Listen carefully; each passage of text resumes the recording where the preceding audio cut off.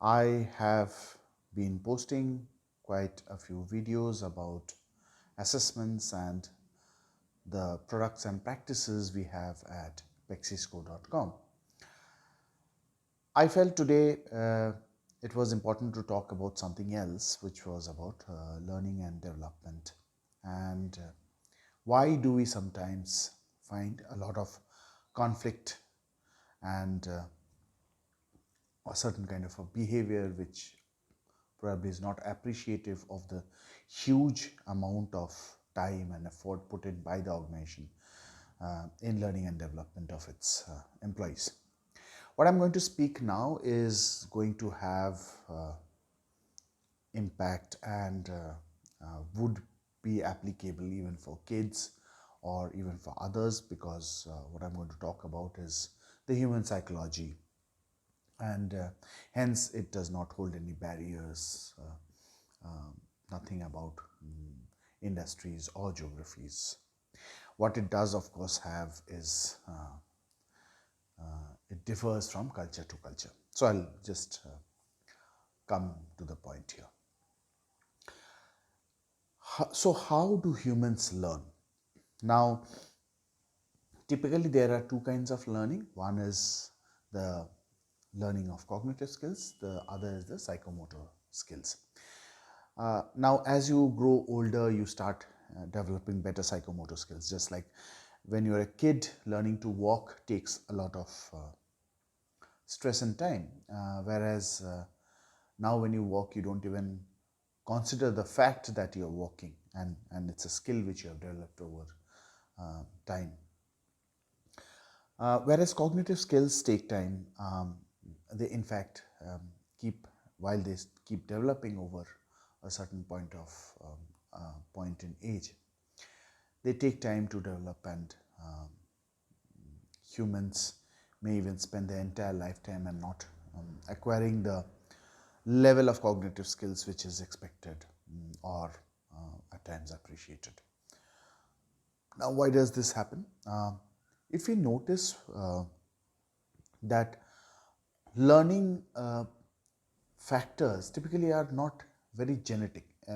The genes carry certain amount of memories which are practices and which are more related to survival and to our food habits. They are typically not rare. So even though we are learning language, we are learning mathematics, we are learning literature for the last 400, 500 years, but it's not that people have really adapted to it or really taken to it seriously, or kids are being born knowing English, knowing numbers.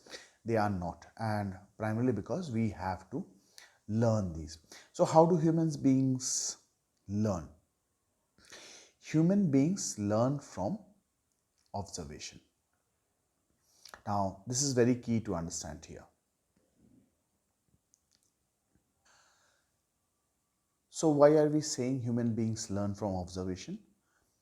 Primarily because if you look at all kinds of learning, these learning actually are either by observing the subject, or observing the things, or observing the ideas, or observing the uh, people, and the interactiveness between these objects or things or ideas or processes is what creates our scale of learning.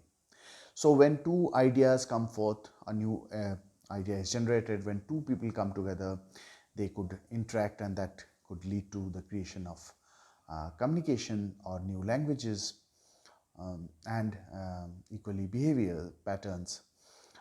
Similarly, when two processes come together, a new process gets developed. From observations, do we actually learn? From observations, we are able to observe to then consume the outcomes or consume the observation. So how do we consume it? We consume it in our memories. Now, this is the amazing part, that whatever comes to our memory, not everything is kept in the long-term memory. Consider the fact that you are stepping out from your house, and you encounter a few incidents across. You'd only remember the ones you seek to remember, which means those you are actually interested in. Whatever we are interested in spite of the millions of observations that keep happening across us, we register and we put into our memory only those that we are deeply interested in. So whether it's a process, it's an idea, it's a thing, or it's a person, we would only remember the thing which we are interested in.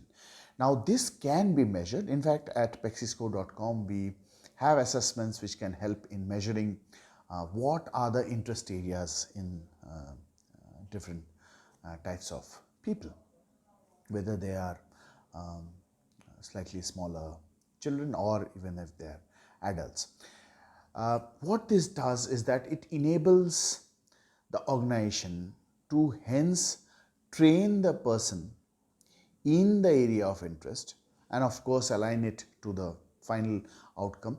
Now to do that, of course, that's where you need people like us who can consult and help you out with creating the entire path flow for different kind of interests to be aligned to the organizational interest per se.